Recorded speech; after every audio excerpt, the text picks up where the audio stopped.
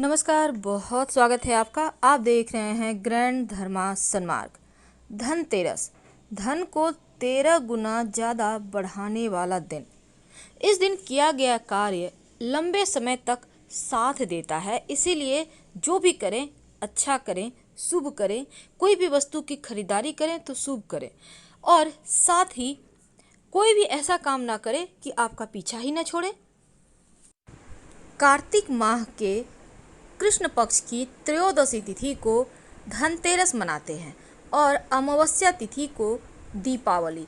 और इस बार 2 नवंबर को धनतेरस मनाई जाएगी, 3 नवंबर को नरक चतुर्दशी है और 4 नवंबर को दीपावली है, यानी माँ लक्ष्मी का पूजा का दिन। तो आज हम बात कर रहे हैं धनतेरस की। धनतेरस के दिन वो कौन सा फल है जो जरूर लाना चाहिए, क्योंकि इस फल से सीधे तौर से माँ लक्ष्मी से जुड़ा हुआ है। तो चूँकि यहाँ पर खरीदारी का शुभ दिन धनतेरस होता है, इस दिन बहुत सारे लोग सोना, चांदी, धातु, यहाँ तक कि दीपावली के पूजा के हर सामान की खरीदारी करना भी पसंद करते हैं। और इस दिन खरीदा गया सामान लंबे समय तक, और हमारा शास्त्र कहता है कि 13 गुना ज़्यादा फल देता है। इसीलिए इस दिन अच्छी चीज़ें खरीदनी चाहिए, सकारात्मक ऊर्जाएं वाली। निगेटिव ऊर्जा देने वाली चीज़ों को खरीदने से बचिए।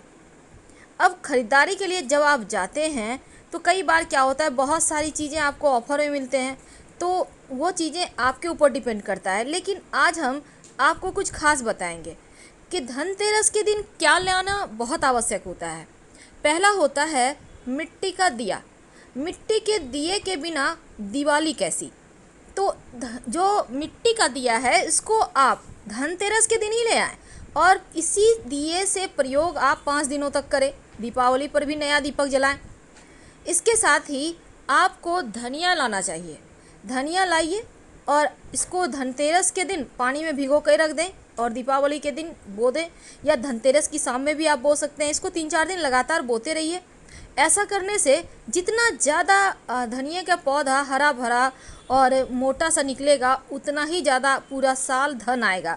अगर पतला सा पीलापन लिए धनिया का पौधा निकलता है तो ये लोग देखते इसलिए हैं कि पता नहीं ये साल कैसा जाएगा, तो पहले ही पता चल जाता है कि आपका पूरा साल कैसा जाएगा, माँ लक्ष्मी कितनी मेहरबान है। और इस दिन चूँकि धातु की खरीदारी होती है, यानी सोने चांदी के सिक्के, गहने, गाड़ी, भूमि, क्योंकि जो भी आज के दिन धनतेरस के दिन खरीदा जाएगा वो आपको 13 गुना ज़्यादा फल देगा और लंबे समय तक इस दिन खरीदा गया सामान आपका साथ निभाता है। लाल गुंजा, जो माँ लक्ष्मी की पूजा में आवश्यक होता है, ये तांत्रिक प्रयोग है धन की मुश्किलों से बचाने के लिए और धन बढ़ाने के लिए। तो धनतेरस या दीपावली पर कुछ खास चीज़ें अगर लाई जाए तो सुख समृद्धि बढ़ती है। पर धनतेरस के दिन अगर आप झाड़ू लेकर आते हैं, ये झाड़ू आपके जीवन में खुशियों को बढ़ाता है और इस झाड़ू से ही आपको झाड़ू घर में लगाना है। पुराना झाड़ू मत फेंकिएगा, धनतेरस का दिन है तो फेंक दिए। इस पुराना झाड़ू को दीपावली के अगले दिन फेंका जाता है, अर्ली मॉर्निंग में। तो उसके बारे में भी हम आपको विधि बताएंगे, लेकिन चलिए शुरुआत करते हैं। सबसे पहला है माँ लक्ष्मी का चरण चिन्ह। वैसे तो आप खुद से भी बना सकते हैं, आप चाहें तो चावल को भिगोकर पीसकर उसके घोल से बना सकते हैं उनका चरण चिन्ह। ऐसा बनाइएगा कि घर में प्रवेश कर रहा है, बाहर निकलते हुए मत बनाइएगा वरना लक्ष्मी चली जाएगी। तो ये चरण चिन्ह सिर्फ आपको धनतेरस नहीं, दीपावली को भी बनाना है। आप चाहें तो रेडीमेड भी आप ला सकते हैं, वो बहुत अच्छा रहेगा। अब दूसरी वस्तु है श्रीयंत्र। श्रीयंत्र को माँ लक्ष्मी का प्रतीक माना जाता है। आप चाहें तो स्फटिक का श्रीयंत्र ला सकते हैं, या फिर आप धनतेरस के दिन या दीपावली के दिन भी ले आइए और इस श्रीयंत्र को, जो अंग बना हुआ है, इस श्रीयंत्र को आप अपने घर के पूजा स्थान पर रखकर इसकी नियमित पूजा करें तो धन की बरकत होती है। और तीसरी वस्तु क्या है, देखिए तीसरी वस्तु है कुबेर महाराज की तस्वीर। आपके घर में है तो लाने की आवश्यकता नहीं है, लेकिन कुबेर महाराज जो है वो धन के देवता हैं और धनतेरस के दिन इनकी पूजा होती है। तो कुबेर महाराज और धनवंतरी दोनों की पूजा धनतेरस के दिन होती है, तो इस दिन आपको लाना चाहिए और पूजा भी उनका देर शाम में करना चाहिए। चौथी वस्तु है शंख। अगर आपके घर में शंख पहले से है तो लाने की आवश्यकता नहीं है। शंख भगवान विष्णु और माँ लक्ष्मी की पूजा में विशेष महत्व रखता है, और अगर आपको दक्षिणावर्ती शंख मिल जाए तो ये सर्वोत्तम होगा। दक्षिणावर्ती शंख बजाया नहीं जाता, बल्कि इसको स्थापित किया जाता है और इसकी पूजा की जाती है। इसमें चावल भरकर रखे जाते हैं, बिल्कुल साबुत चावल, और चावल को एक एक करके माँ लक्ष्मी के मंत्र बोलते हुए उसमें डाला जाता है। वैसे आप जो शंख बजाया जाता है पूजा में, वामवर्ती शंख, उसको भी आप ला सकते हैं और नियमित रूप से इसी शंख का प्रयोग आप सुबह शाम पूजा पाठ में कर सकते हैं। वैसे तो मोती शंख भी आप ला सकते हैं, हालांकि ये बहुत दुर्लभ है, लेकिन दिखने में खूबसूरत होता है। अगर आप मोती शंख लाकर अपने घर में पूजा स्थान पर रखते हैं, स्थापित करके चावल डालकर सफ़ेद कपड़े में बांधकर, तो धन स्थिर हो जाता है। तो मोती शंख संभव हो तो लाकर आप भी धन को स्थिर कर सकते हैं। तो इस दिन आप माँ लक्ष्मी और गणेश जी की मूर्ति ले आइएगा, जो आप दीपावली के दिन पूजा करेंगे। अगर आपके घर में धातु की प्रतिमा है, पारद की प्रतिमा है, तो फिर लाने की आवश्यकता नहीं है। लेकिन आप मिट्टी का हर साल चेंज करते हैं, हर वर्ष, तो आप धनतेरस के दिन ही गणेश जी महाराज और लक्ष्मी जी की मूर्ति ले आइएगा। तो अगली वस्तु है कौड़ी।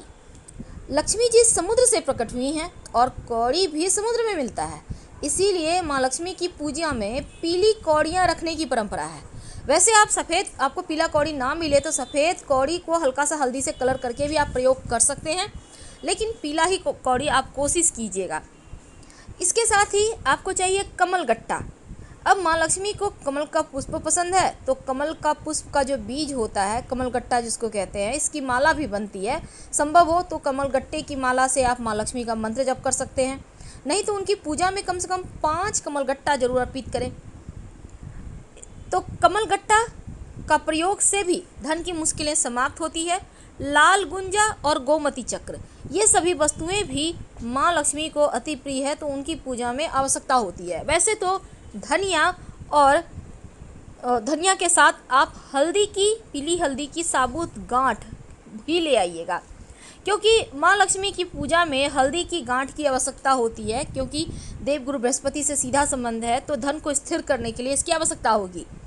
लघु नारियल, ये छोटा नारियल है, ये आम नारियल से छोटा होता है और इस नारियल को श्रीफल कहते हैं, यानी देवी लक्ष्मी का ही फल है, तो इसको आप लाना मत भूलिएगा।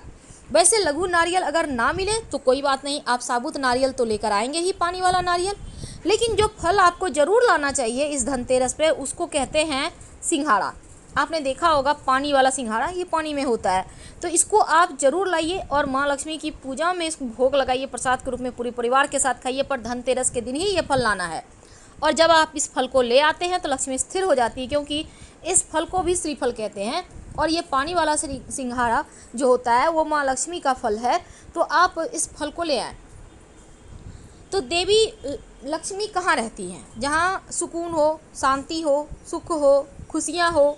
इसलिए आप अन्य दिनों में आप कैसे रहते हैं ये आप जानिए, लेकिन जब आप धनतेरस से लेकर जो पंच महापर्व है भैया दूज तक, पूरे घर में शांति बनाए रखें, शांत रहें, झगड़े लड़ाई विवाद से दूर रहें, खुश रहें, क्योंकि जितना ज़्यादा आप खुश रहेंगे उतना ही ज़्यादा आपके जीवन में जो स्थिरता है वो बढ़ेगी, जो शांति है, सुकून है, वो बढ़ेगा, माँ लक्ष्मी प्रसन्न होगी।